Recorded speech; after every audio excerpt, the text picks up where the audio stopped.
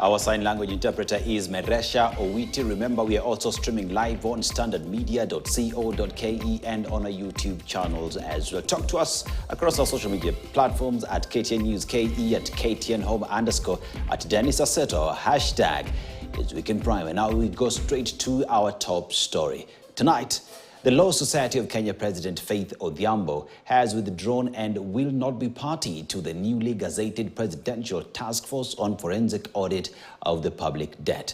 LSK claims that the function of auditing public debt is reserved for the Office of Auditor General and the Office of the Auditor General in making sure that all matters audit are actually handled by that office. No sooner had President William Ruto announced a formation of a task force to audit the country's public debt and gazetted the team than one of the member gazetted withdrew from the task force.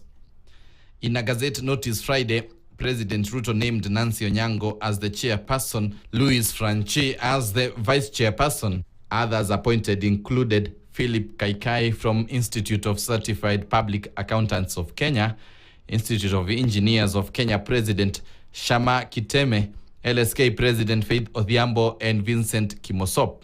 He also appointed Abraham Rugo and Aaron Thegea as joint secretaries. The Law Society of Kenya President Faith Odhiambo has since rejected the appointment.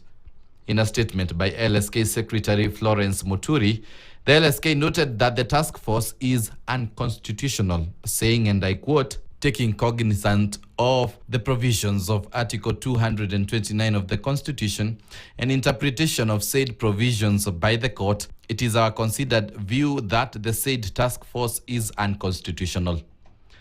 LSK pointed out the Auditor General is required by law to audit the public debt within 6 months after the end of each financial year. LSK further claims the Office on Public Debt Management, headed by the Director General at the Treasury and funded by public money, is required to provide details of public debt to the Auditor General for forensic audit. The President's move, seen as one that may now open a legal battle between the President's office and the legal body. LSK has further warned that the President should not usurp the Constitution by appointing people to perform duties that already lie within existing public offices. Questions have also emerged on the selection of the members to the task force, many asking if the President had informed those he picked of the plan to have the task force in place and if Odhiambo and the rest were aware of their selection.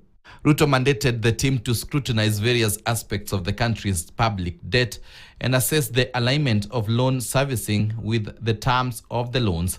Public debt is and continues to be a major point of engagement and conversation in Kenya.